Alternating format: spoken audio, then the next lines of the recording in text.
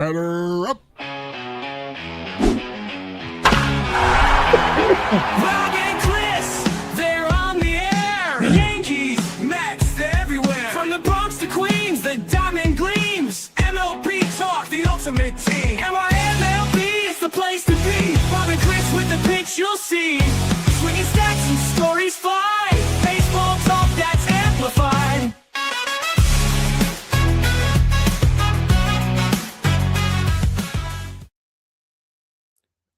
And welcome to a new episode of NYMLB Talk with your host Rob and Chris as we cover the Mets, Yankees, and all of Major League Baseball. And if you're on YouTube right now, hit that sub button. We would really appreciate it. And the like button as well.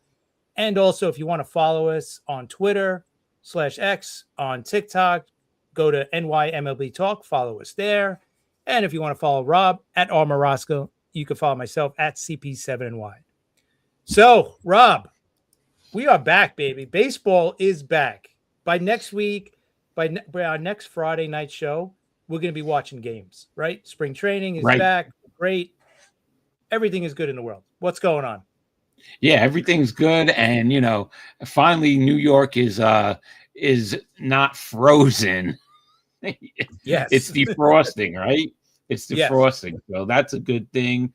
Hopefully we will feel spring in the air soon. But yes, pitchers and catchers and some of the early players are at spring training. And, it's the best. Football's done. Super Bowl's over. We got baseball to look forward to, Chris, and I'm happy about that. Yeah, I'm really excited about baseball coming back. I mean, we got the World Baseball Classic starting in a few weeks as well, which is great.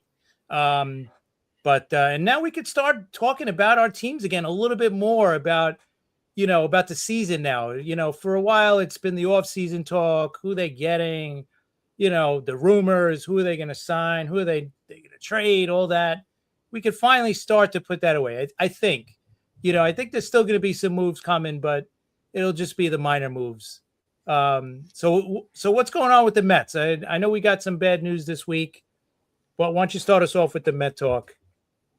Yeah, well, injuries, right? And it's weird. Lindor, everybody knows by now. Lindor needs surgery on his hamate bone. All right.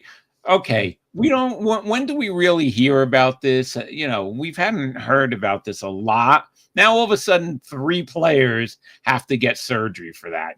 Jackson Holliday from the Orioles, Corbin Carroll from the D-backs, and Lindor. So, Chris, what's going on with this all of a sudden?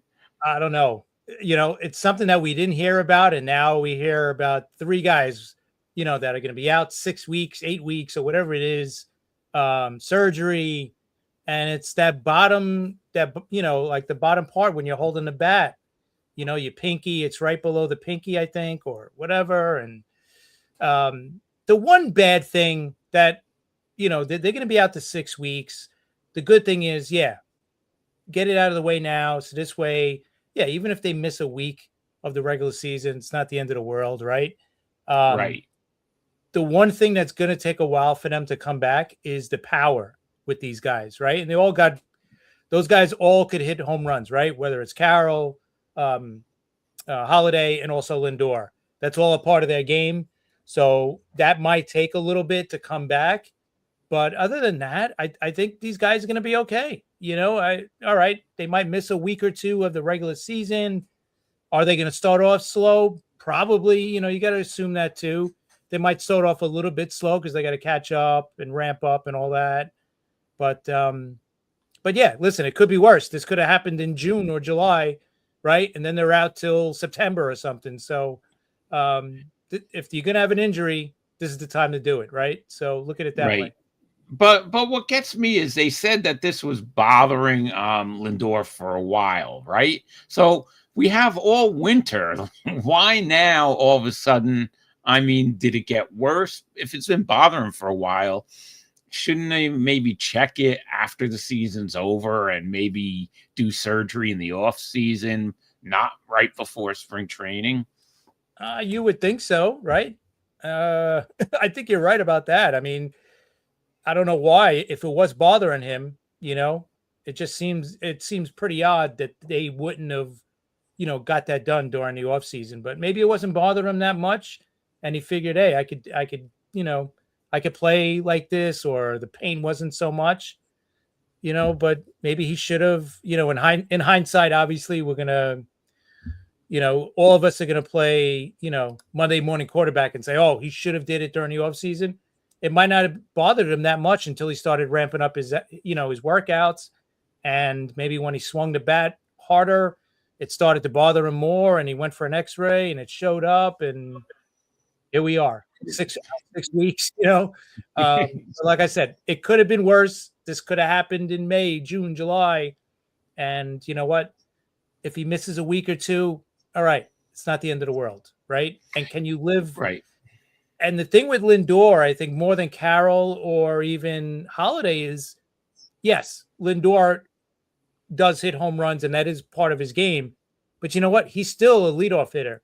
So if his power is not there right away, just get on base, right? You got Juan Soto hitting behind you. You got the rest of those guys, Polanco hitting right behind you. Let them deal with, getting the big bat. You just get on base, right? You're the leadoff hitter. Just get on base and everything will be fine, right? So I think with Lindor, hey, like I said, it sucks. He's going to miss a week, maybe, if that. It might not even be that much, right? They said 6 weeks to 8 weeks. So, if he progresses well and all that, he'll be fine. Yeah, listen, you're right. It's better that it happened now and it didn't happen in the middle of the season. So he'll be all right. And they said it does affect the power, yes, but they said that not really. They showed statistics. I read statistics that said actually some guys had their power came back pretty quick. So we'll have to see what happens. And hello out there to Zilla. Thanks for stopping by. Joe Dell. How's everything going? And we also got a new one here, Parker Young, another new one to the comment section. Thank you for joining us. Thanks. We appreciate it. Everybody, obviously. So it's a little bit of a thing. And also the other thing we heard, this is not bad news. Juan Soto is shifting to left field. Well, what are your thoughts on that? Well, he did play left field up until he played it in San Diego also, right? So after San Diego, he switched. So it's not like it's new to him. So let's give it a try. Obviously, the Mets feel that he would be better off in left field right now. So I'm for it. To me, that's not a big deal. To me, I've told you what the big deal is first and third, right?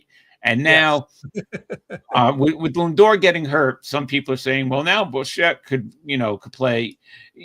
He could go back to his regular position, right? And Ron Darling said that too. Why doesn't he play shortstop? But no, you know what? They want to get him ready for third for when Lindor comes back. So don't fool around with that stuff now. Let him learn the position and, just do what you got to do until then. Dan, how are you doing? Good to see you out there. As usual, Dan, we appreciate it. So that's what's going on with the Mets injuries. But the Yankees got a little new. It doesn't sound that bad. No, Chris. no. So why don't you tell us about the Yankees injury?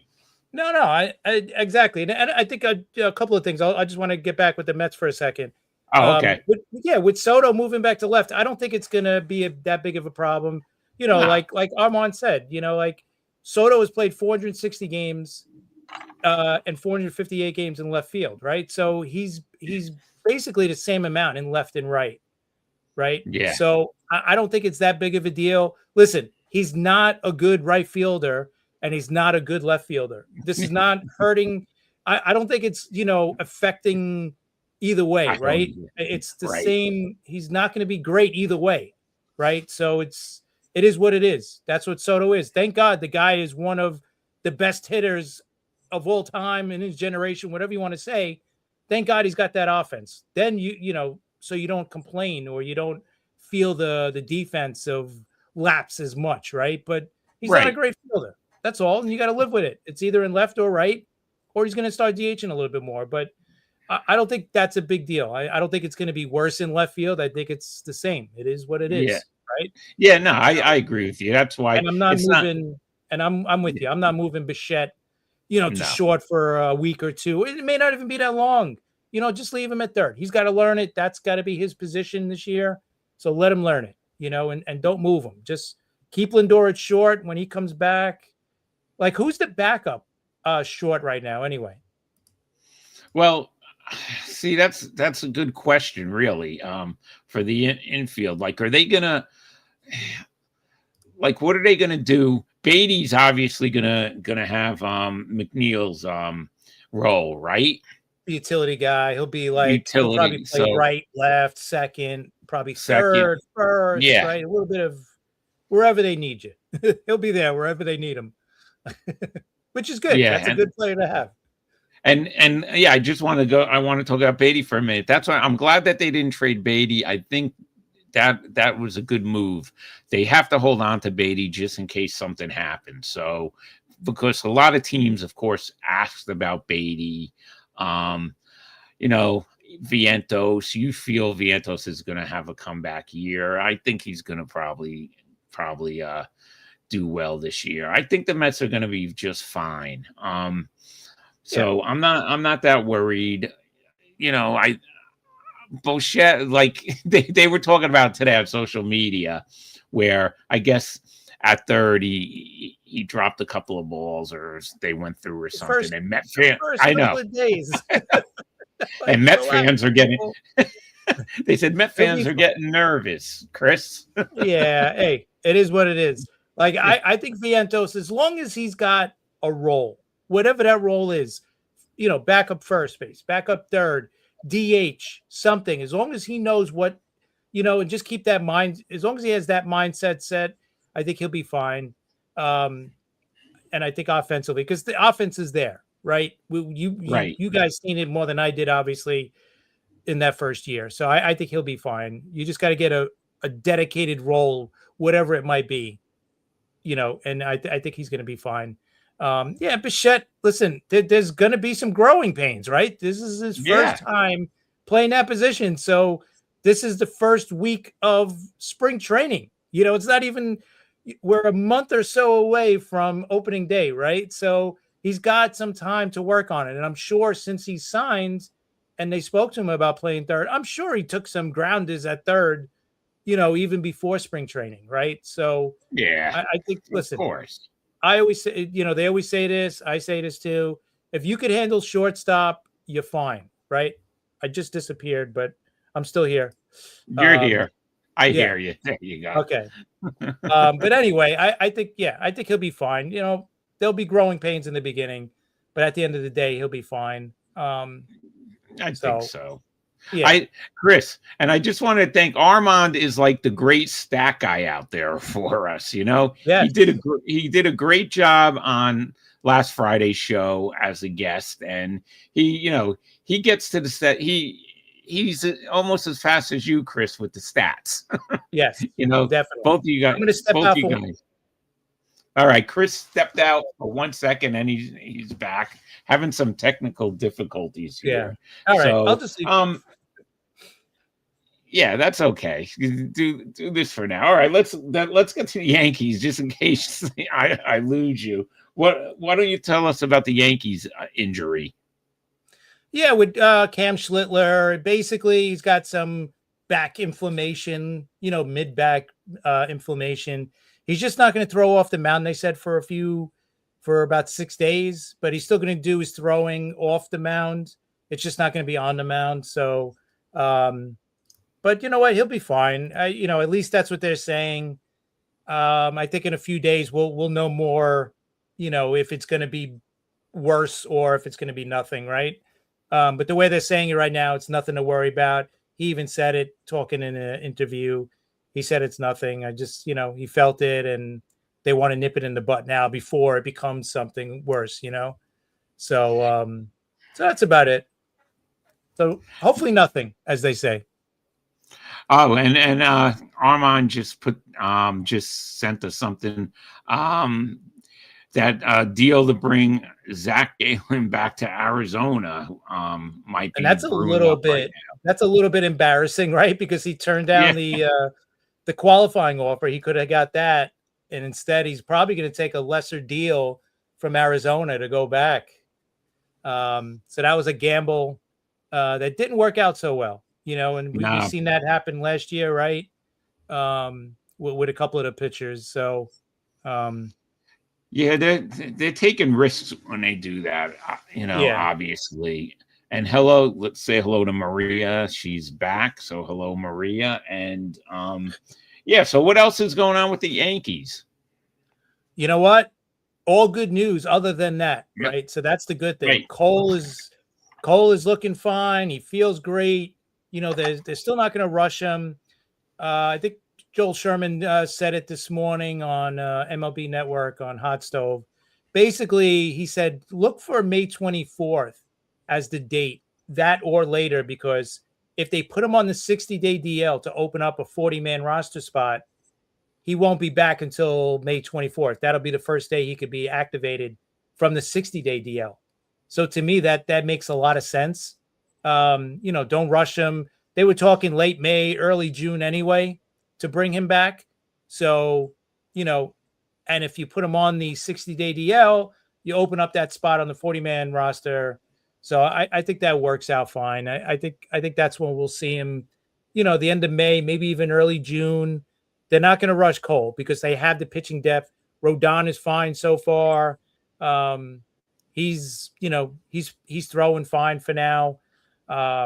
You might see him miss the first couple of weeks, but hopefully by the end of April, first week of May, he'll be back. So other than that, I mean, Volpe, he's probably going to miss at least the first month of the season. I don't think he's started swinging the bat yet. So he's a little bit behind everybody, but he's there working out. He's everything but swinging the bat. I think live pitching is the one thing he hasn't done yet. So other than that, good news for the Yankees right now. I mean, I'm sure, that's going to change once they start playing games. We're going to start seeing the pull muscle or whatever is going to happen. So, but right now it's all good stuff. I mean, it's great to hear, but I know, we all know the injuries start popping up as as spring training goes. So, especially with the older players. So I'm sure we'll hear more, but right now it's all good news. And Chris, the Yankees made a big signing. They signed former Mets reliever Rafael Montero to a minor league contract, but that's not a bad deal. It's one of those throw deals.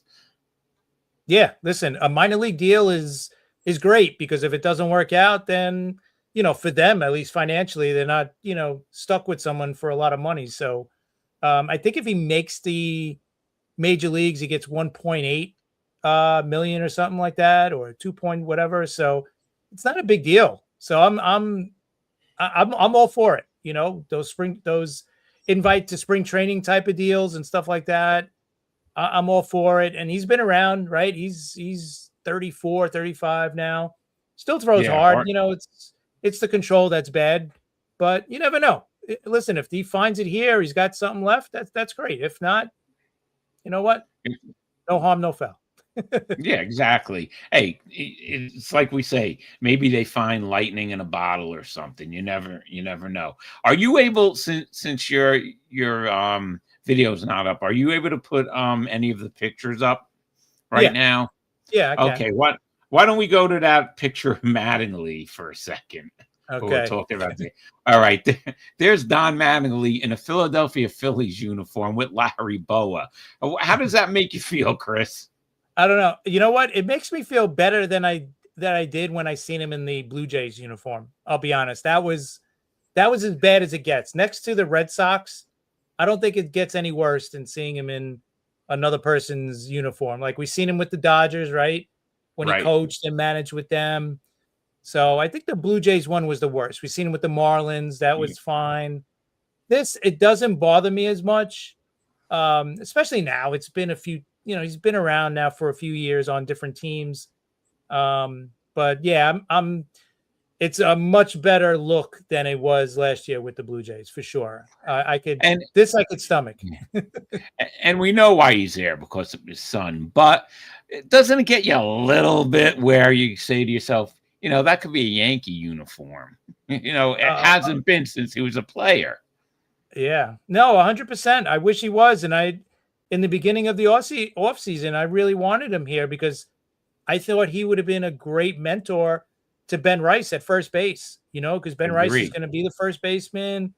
I mean, who better to learn from Don freaking Mattingly at first base, right? Even if they brought him in Right. just for that, some kind of a infield coach or something, that would have been great to work with Ben Rice. But it is what it is. I don't know why I'm not really sure why they never brought him back, but I don't know. I'll compare this to something. It kind of, Don Mattingly in a Blue Jays uniform, it would kind of be like David Wright in a Atlanta Braves uniform as a coach, Yeah, exactly. I totally agree. Just doesn't look good. And Eric Katz is out there. Donnie is the man. Yeah, it just, it is kind of weird looking, even though like you said before, we've seen him in all those other uniforms already. Dodgers, Marlins, Blue Jays. So it's, it's not like it's a shock, but it's a Phillies uniform, so I'm not happy. Even about Joe that. Dell. Don was the greatest late 80s Yankee, no doubt. I agree. Yeah,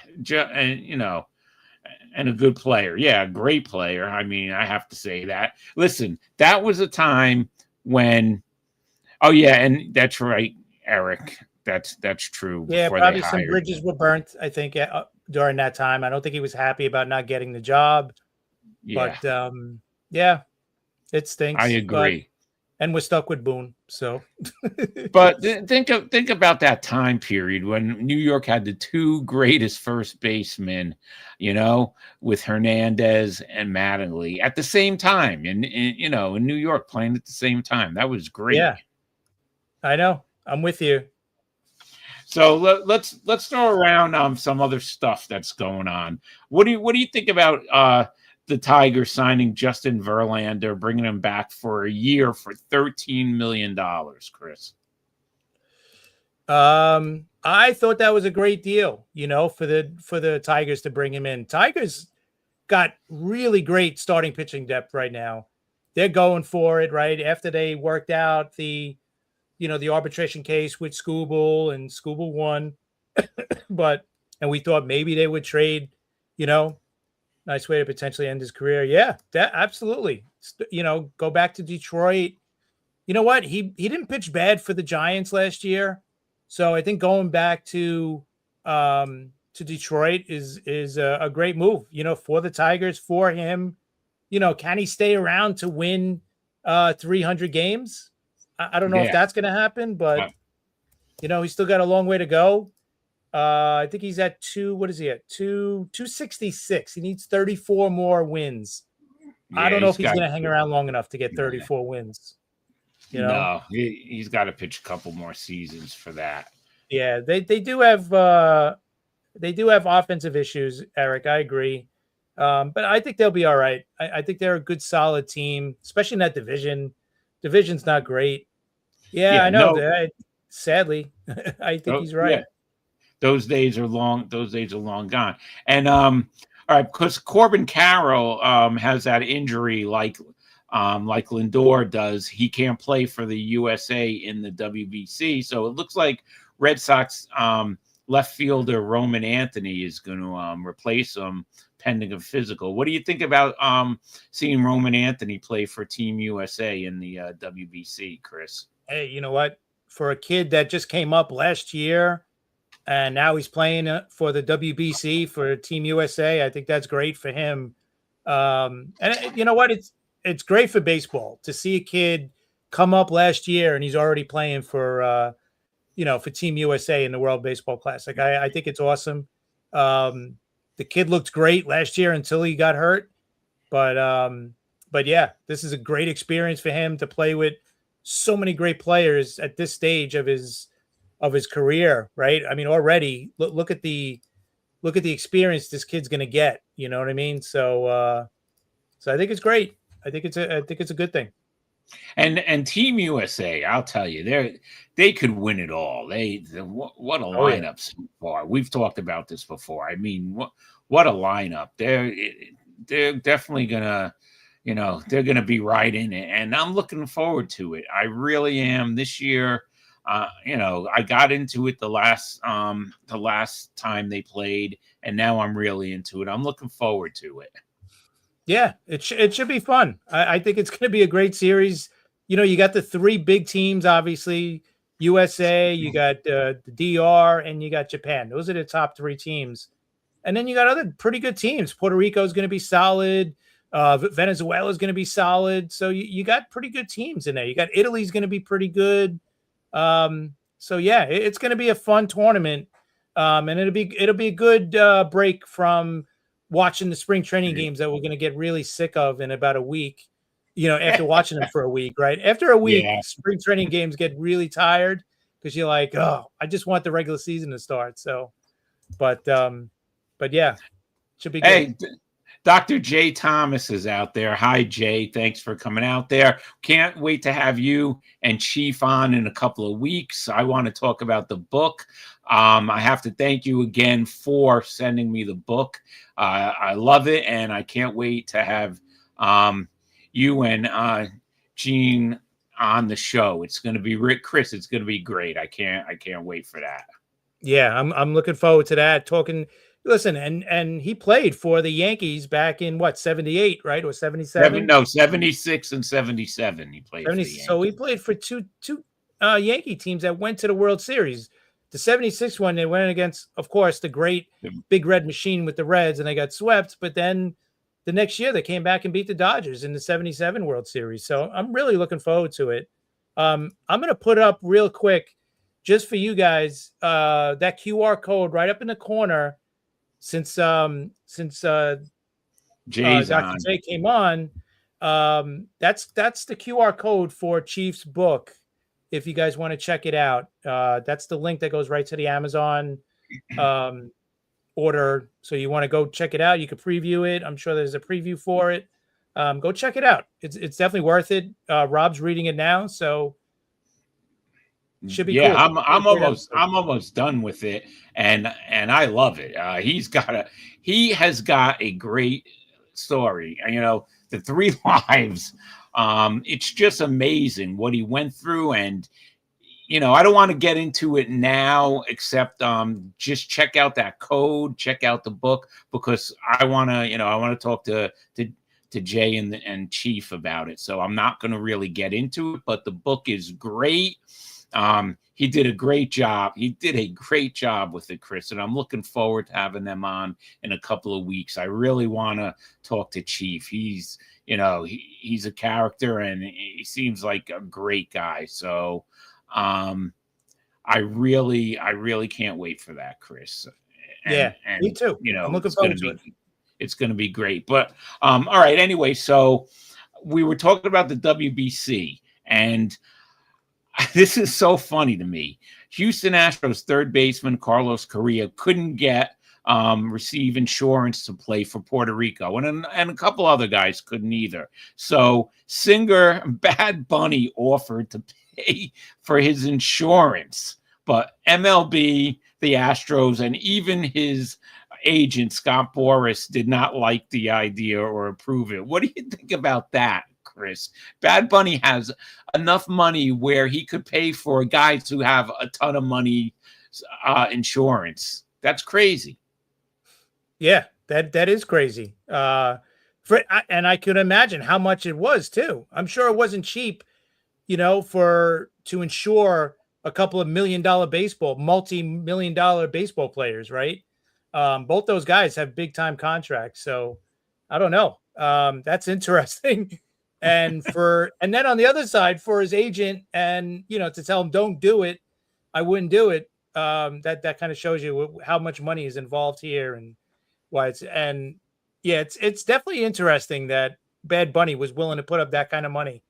for Yeah, these guys.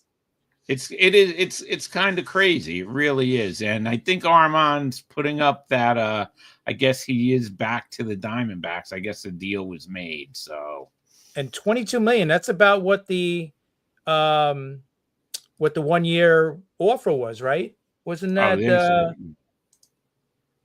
1 year, 22 million with 14 million deferred? Yeesh. He should uh have just took the qualifying offer, because I think that's about what it was for, wasn't it? yeah. 21, right?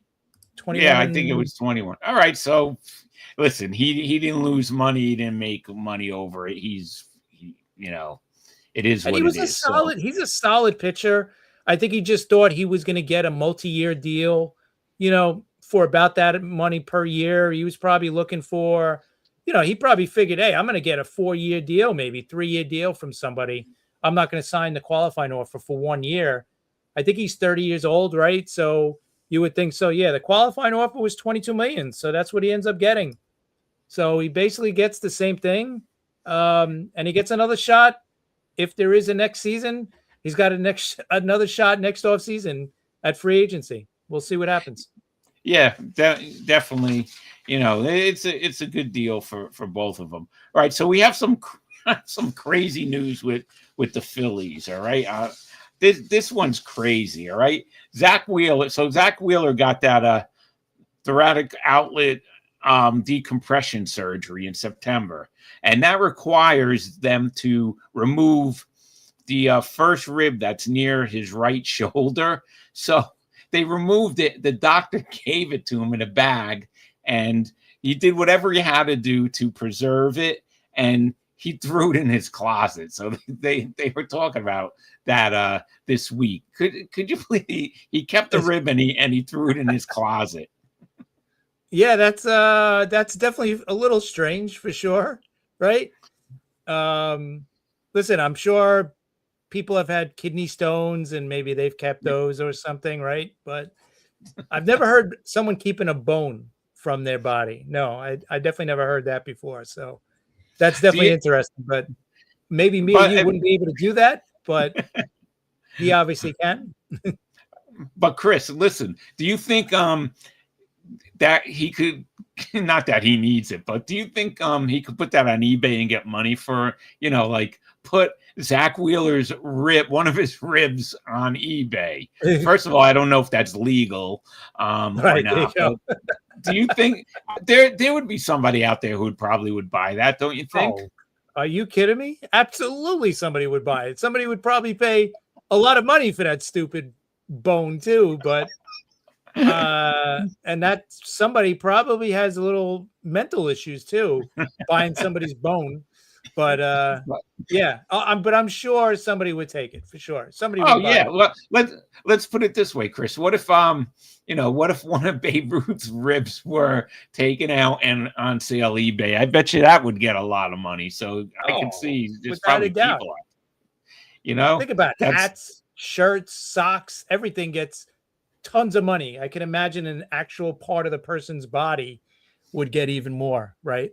Yeah, really. Like let's go over Uncle Steve's house. We want to see his display of Zach Wheeler's rib that he bought off of eBay. Exactly. Joe Dell. I had a kidney stone. I did not keep my kidney stone. But that was a crazy thing. And since we're talking about the Phillies again, what do you think about what happened with Nick Castellanos this week? I thought it was horrible how they handled it. Listen, I get that you want to, cut ties with a player. You think he's horrible or whatever. And then, we heard some stories about him, right? About he was taken out of a game for defensive purposes because he's horrible in the field, right? Right. So they took him out of right field and he didn't like it so much. So he came back into the dugout with a beer and he wanted to go talk to the manager and, maybe say some things maybe he shouldn't have said. But thankfully, other players stopped him from drinking in the dugout because that's a big no-no. So there was issues there. And obviously the relation, the player relationship there had to be cut. I get it.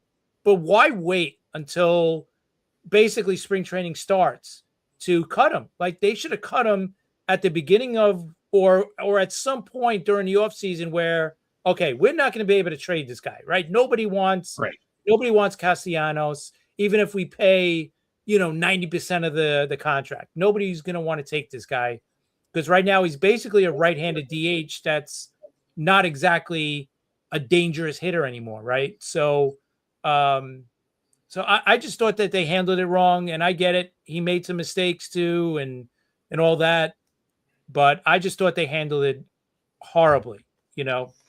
That's just me.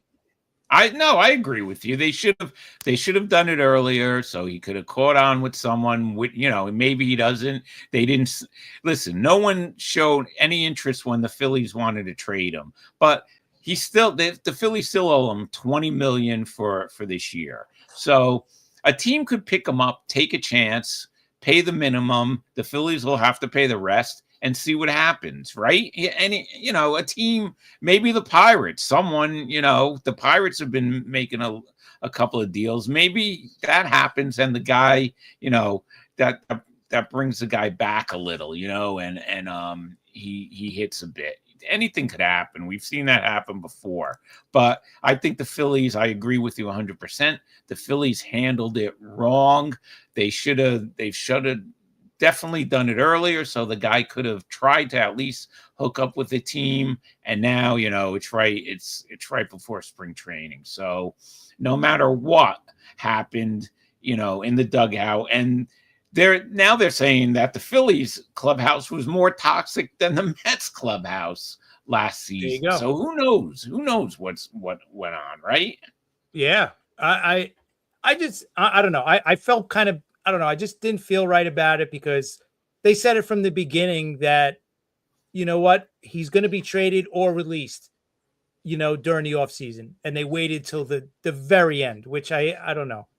And now you're saying like the entire clubhouse was toxic. So, and what did they do? Like they really didn't make many changes, right? Like the main guys are still there. I mean, yeah, they did make some changes in the outfield. They got basically a brand new outfield. And they should be better defensively than what they were. But, we've been talking about this team. It's just, are they getting, or are they just old at this point where I don't know if they're going to be able to compete in that division. I don't know. It's going to be tough because the Mets, it's weird because you got the Mets making all these changes and they brought in all these big name players, and that's great. But there's question marks. So we've been talking about it, right? First base, third base. Who knows what's going to happen right now with Lindor? And then you got the Braves. The Braves, if all their guys are healthy, yeah, that's a really dangerous team. Like you know it better than I do how good the Braves could be when they're healthy. But we've seen them, this team, that's another team that's starting to get a little bit on the older side, and you got Acuna coming back from another injury again to his legs. So, like, what is he going to be when he comes back? Is he going to be the MVP guy that we've seen a couple of years ago? Or is he going to be, a step back from that? I don't know. Olsen's older. So I don't know. So this division's either going to be really good with three teams plus the Marlins kind of hanging in there with them for a little while, or it could be a mess, right? You could see maybe the Phillies are going to implode. Maybe the Mets are going to implode. Maybe the Braves are going to implode.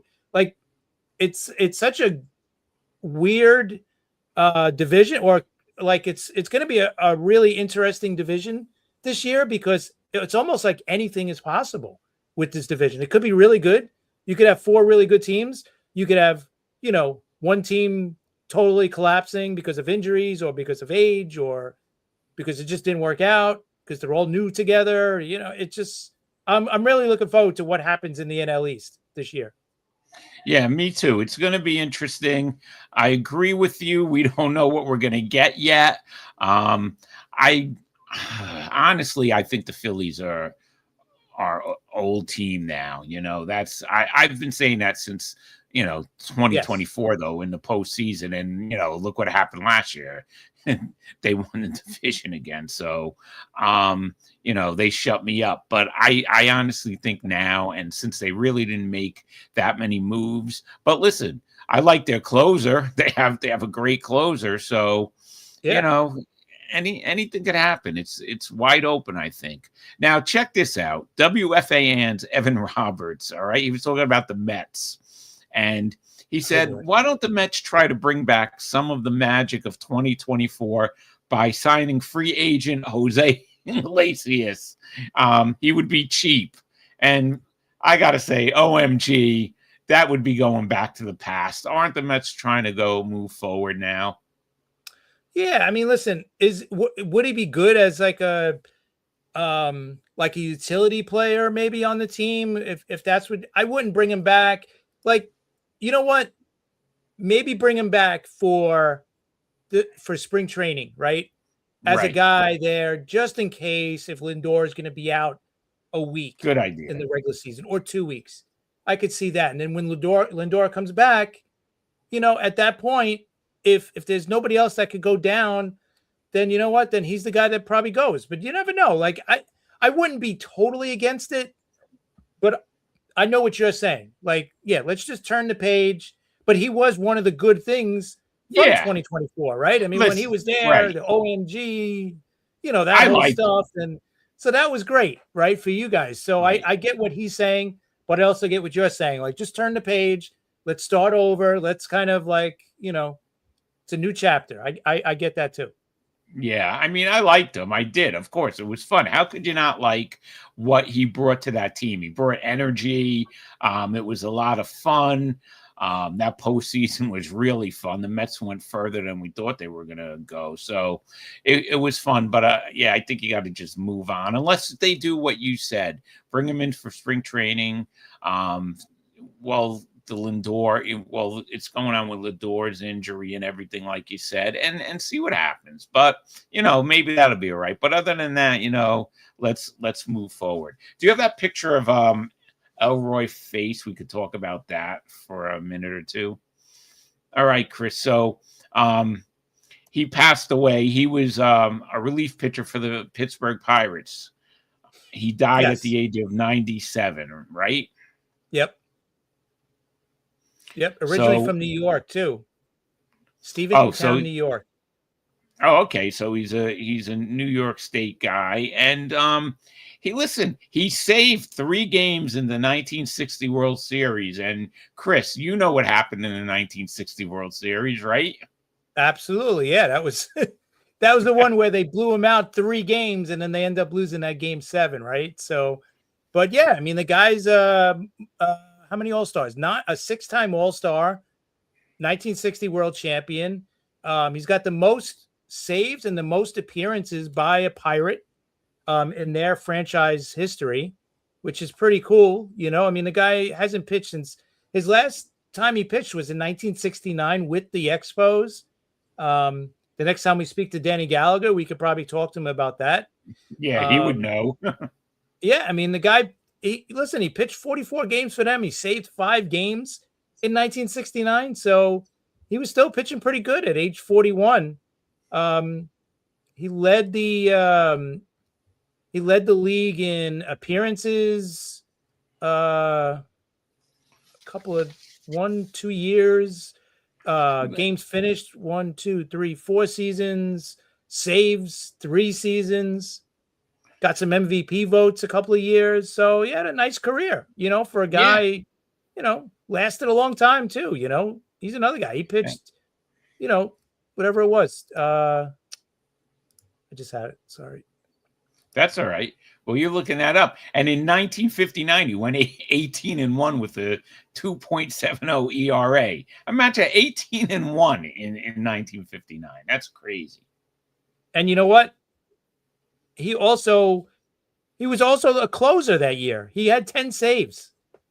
That's amazing. That's pretty amazing. He didn't start. He was 18-1. He didn't start 1 game. That's great. He didn't start 1 game and he was 18-1. Listen. He threw 57 games. ERA was 2.70.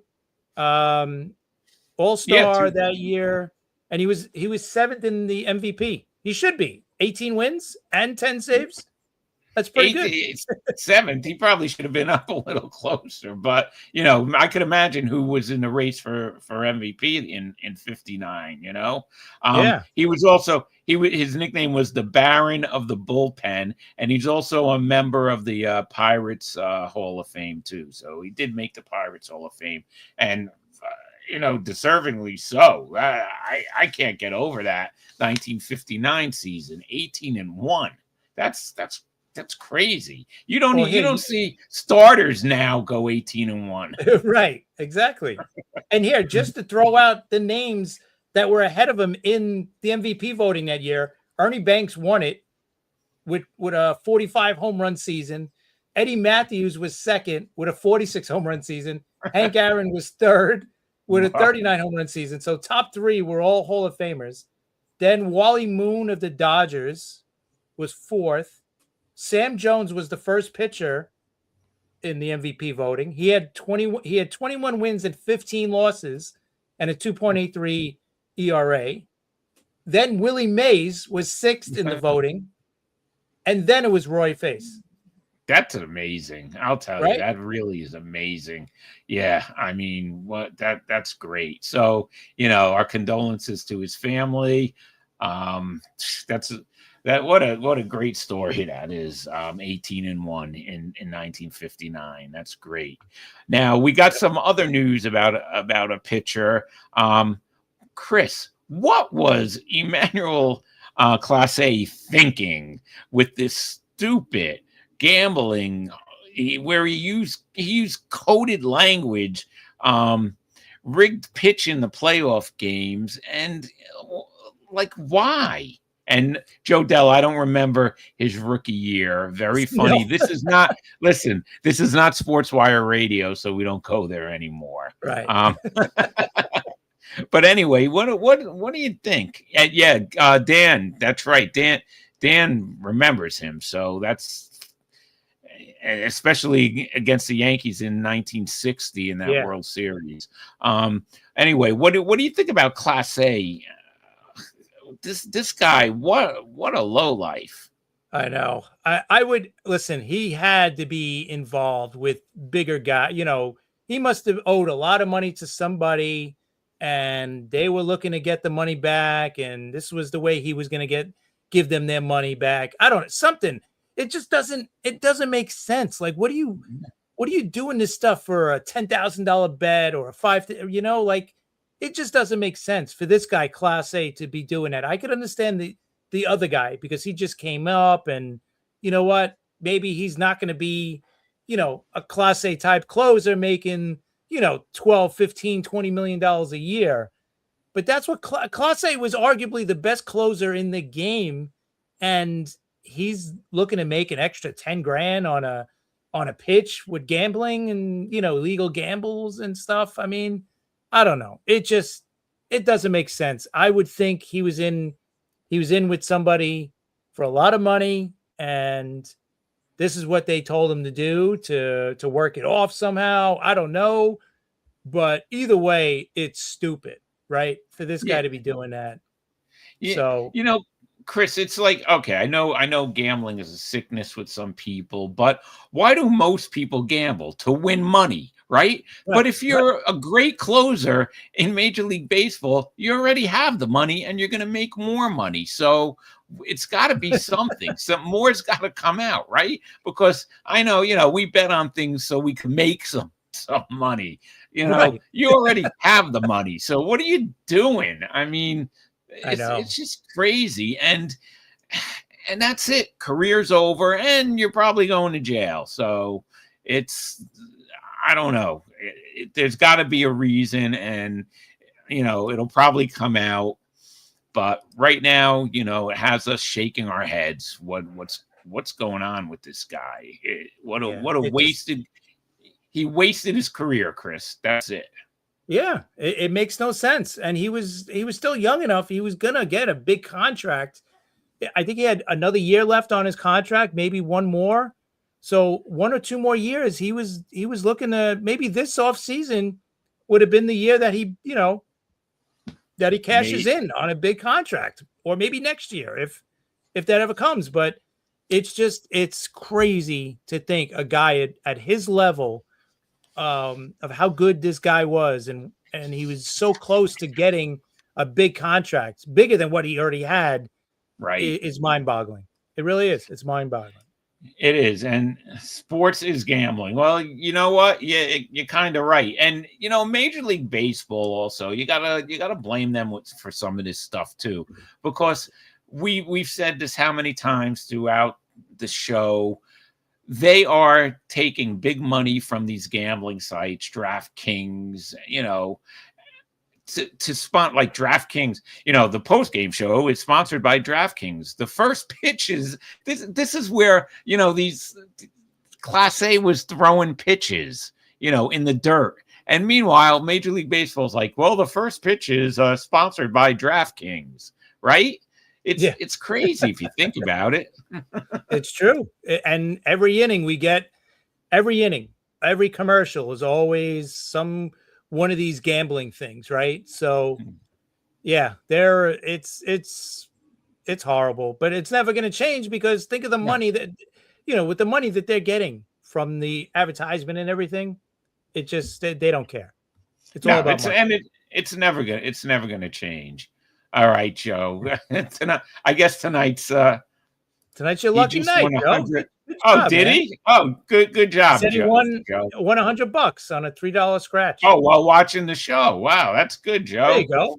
So now you got to buy one every Friday night before you watch the show. Yeah, that's it. All right. So anyway, let's move on. We got some other news. What do you think about the Dodgers re-signing Kiki Hernandez to a 1-year, $4.5 million contract, Chris? I think that money is just for the playoffs, right? That guy does crazy good things in the playoffs. So he's a guy I kind of wanted the Yankees to sign last year as like the utility guy, because he's so good in the playoffs. He's the type of player you want on your team. We always talk about those type of players that every team wants, right? He's that type of player that you want on your team. Like a better player like him is like Bregman, right? One of those guys that you just want on your team. You hate him when he's against you, but when he's on your team, he just raises your team up just that one little notch, right? And his game goes up a notch in the playoffs as well, right? So Kiki is not going to kill you with stats during the regular season. He's not the greatest player or the greatest fielder, but listen, when October rolls around, you know what? He knows when to pick up his game, and that's when his game matters, and that's when it matters to have him in the lineup or on the bench. So I think it's smart for $44 million for that type of player. Absolutely. Yeah, and the Dodgers have it. The Dodgers aren't paying a lot of salary this season with all those deferrals and everything. That it's kind of crazy when you look at their payroll and what they're going to owe. They're going to be paying players forever, but right now it doesn't affect them that much. The Dodgers the Dodgers are going to be tough to beat this season. What do you think of their winning their third straight World Series, Chris? You know what? If any team could do it, it's them. And right now they're set up to do it. I mean, they're the best team in the league, right? When if we put all the rosters together and ranking them, they're definitely the best team in the league. And they're going for their third championship in a row. But I mean, watching the Yankees and, or any other team going for 3 in a row, it's tough, because now the bullseye was on your back last year going for 2 in a row. Now you're going for 3 in a row. So now teams, you definitely got the bullseye on your back. They should win the division. I don't think the Padres are going to give them that much of a problem, or anybody else in that division. But in the playoffs, you just never know. You just never know. In a short series, anything can happen, right? But do I feel good? Like, if right now, who else would you say is going to win the World Series? Right? I don't know. I mean, who looks that good to you that you're going to think, oh yeah, that's the team I think is going to win the World Series this year? The Dodgers are the only team that I feel that strongly about. Yeah, and the Dodgers, they win the World Series 2 years in a row, and they don't just stand still. They get No. the best, probably the best reliever in baseball. Edwin Diaz, that I'm still trying to get over, and and they signed Tucker too. I mean, what? It's crazy.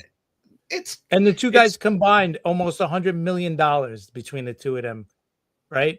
Tucker got signed for $60 million a year, and Diaz was almost 30, right? 25, 28 million or whatever it was. So, I mean, it's just crazy money, but that's the Dodgers. And that brings up the bigger question here. Legacy, no doubt. Absolutely, Joe. I totally agree. And that brings up the bigger problem because they have such a huge financial advantage over mostly any other team. right. The only team they don't really have that advantage over is probably the Mets because of Cohen, because of the money he Yeah, brings. right. But I think other than that, I mean, and now their TV deal, because they filed for bankruptcy a few years ago, they have a TV deal where they don't have to share it with anybody. Like their revenue, all of it is theirs. So it's on top of having a great TV deal, and now they get to keep all of it, So there's so many issues with Major League Baseball. This is one, right? With the revenue Right. sharing, the TV contracts, all that crap. Like something's got to give. And, we talk about it all the time about, next off season. Yeah, we might be in for a long season, a long off season, because the 2027 season may not happen, right? Because Yeah. this came up. They're ready to burn the whole house down. Basically, a high-ranking team official spoke to Jeff Passan on an MLB owner's desire for a salary cap, and you know what? It's the truth, right? Like without a Right. salary cap, you're not going to stop a team like the Dodgers from spending crazy money, or the Mets, or the Yankees for that matter, or the Phillies, or, the Blue Jays, because they're up there too. Like you're just not going to stop that. And a new commissioner, I agree, Jay, without a doubt. Yeah, Yeah, commissioner is definitely a problem, but that's big. That's big. But you listen, and already the players say they do not want to hear about a salary cap, right? So right off the bat, they don't want to talk about a salary cap. So what do you think's going to happen after this season? Listen, you thought it might be short. I said it's going to be long. I think it's going to be long, Chris. I think so too. But I just think at some point, they got to say, listen, we got to do something. Like they have to look at the big picture. They can't just keep looking at themselves, and they have to look at, hey, listen, even with a salary cap, if there's a floor, all those teams that aren't spending money are going to be spending money. So they got to Right. look at it like, hey, listen, the money's still going to be there. The big money guys, the big free agents, like no matter what, if, a player like Juan Soto becomes a free agent, he's going to get paid. He's going to get a Right. ridiculous contract. It's just the way it is. And then I'm sure the way that the league is going to entice them with the cap, they're going to say, we're going to raise up the minimum wage, right? It's Right. whatever it is. It's like $780 now, which is ridiculous. Imagine the worst player in the league gets almost $800,000, right, to play baseball. So it's crazy. Right. So I'm sure they're going to bring that up to about $1 million or something, right? I think no so. matter what, yeah, You're I right. just think they got to look at the big picture. And listen, I get it. They're fighting for other things, but if it's just a cap, and the players should not have come out and said that, oh, Right. we don't want to, we're not talking about a cap. That's the worst agree. part, right? You're talking about negotiations, like at least say, listen, I have no comments. We're going to talk about it at the table. That's all. Like, you don't have to say we want it or don't want it. Just say no comment. Don't come out right out at the bell saying that. But anyway, wow, this hour went fast as usual, Chris. We're down to like a half a minute. Monday we'll have Chris's technical difficulty, so you don't see A a logo. talking baseball, talking logo on. But anyway, why don't you put up that picture? I just want to announce Monday at 3 p.m. we have former Philadelphia Phillies pitcher Chad Durbin's going to join us to talk about his career and what he's up to now. It's always fun when we have former major leaguers on, so you got to be here Monday, 3 p.m. I'm looking forward to talking to Chad. Talking with Chad, Chris, it's going to be great. Yeah, listen, hey, he pitched against the Yankees in the 2009 World Series, so I'm going to ask him about that. So, and if you guys got any questions, come on Monday. If not, drop them in the comment section. Like when we post the show, you could go on that page and post questions, and we'll answer. We'll ask them, even if you're not here, and then you could always watch it later on. So don't worry about it. Yeah, definitely. So we're looking forward to talking to Chad on Monday. I want to thank Dr. Jay Thomas for watching the show tonight. A couple of weeks, we're going to have him on. We're going to have Chief on, and that's going to be another great show. And hope you go. Maria says, hope you come through for the next show. Yeah, he'll be all right. The video will be all right. All right. So like I said, thanks, Jay, for coming on, and we can't wait to talk to you. Chris, I will talk to you on Monday, 3 p.m. with former Philadelphia Phillies pitcher Chad Durbin. We'll see everybody Monday, 3 p.m.